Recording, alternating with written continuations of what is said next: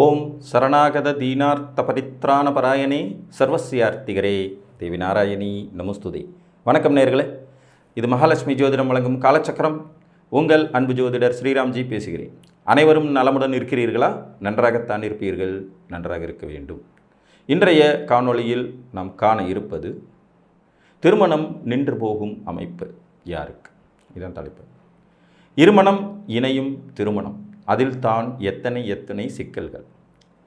பொண்ணு பார்க்குறதுக்கு ஆரம்பித்து, மாப்பிள்ளை பார்க்குறதுக்கு ஆரம்பித்து, விசாரித்து முடித்து, ஒரு மாதிரி ரெண்டு பேருக்கும் பிடிச்சி போய் உறுதி வார்த்தை பேசி, ஜோசியர்கிட்ட அலைஞ்சு, அவர் பொருத்தம் சொல்லி, அதுக்கப்புறம் மண்டபத்துக்கு அலைஞ்சு, பத்திரிகைக்கு அலைஞ்சுன்னு எல்லாம் செஞ்சு முடிச்சுட்டு கடைசி நிமிஷத்தில் திருமணம் கேன்சல் ஆனால் எப்படி இருக்கும்?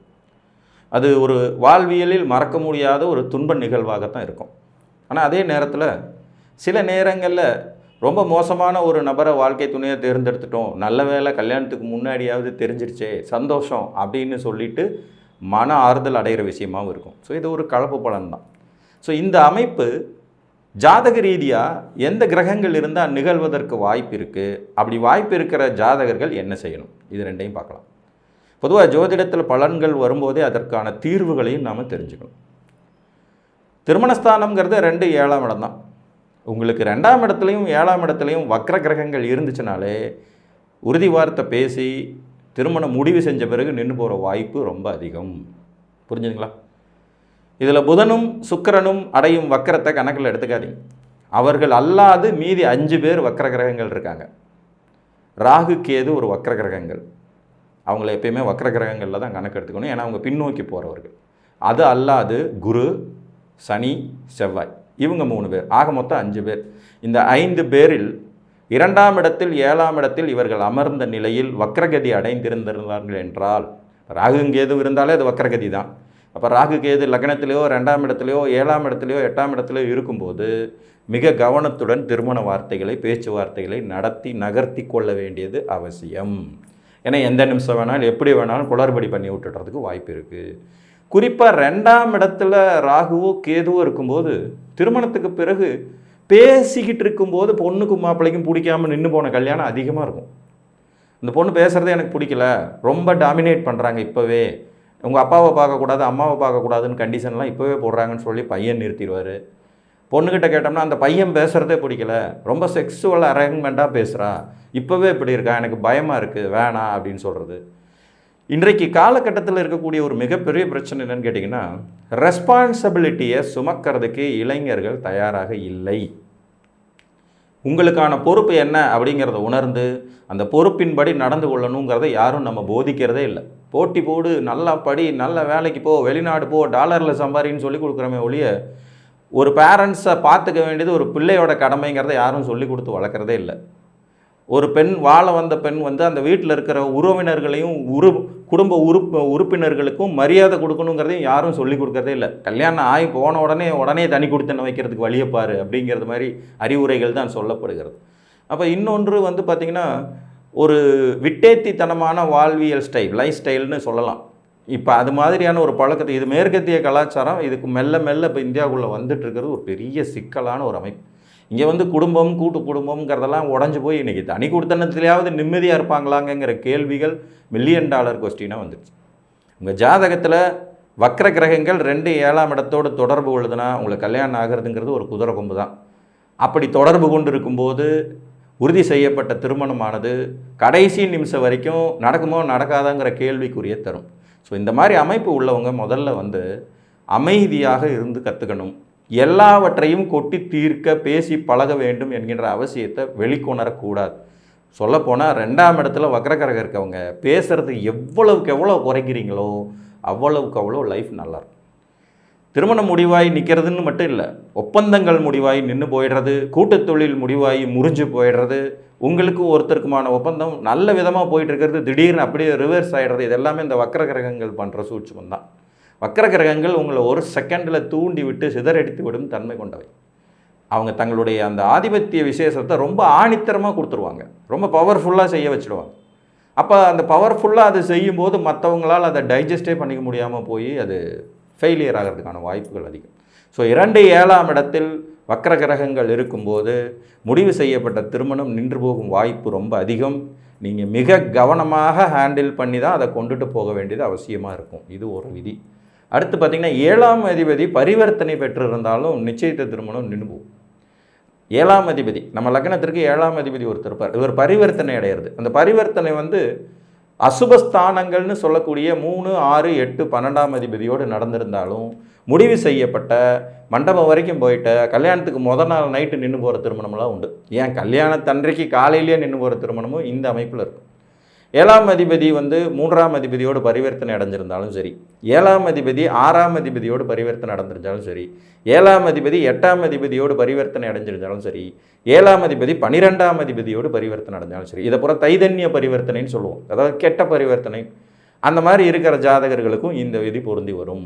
இவங்களும் ரொம்ப கவனமாக நிதானமாக அதாவது ஒரு மேரேஜ் ரெடி ஆகுதுன்னா ரொம்ப வந்து ஆர்ப்பாட்டம் பண்ணாமல், மற்றவங்க பார்வையில் அதிகம் படாமல், ஓவர் விமர்சையாக இல்லாமல் அடக்கமாக சிம்பிளாக மேரேஜ் முடிச்சுக்கிறது நல்லது.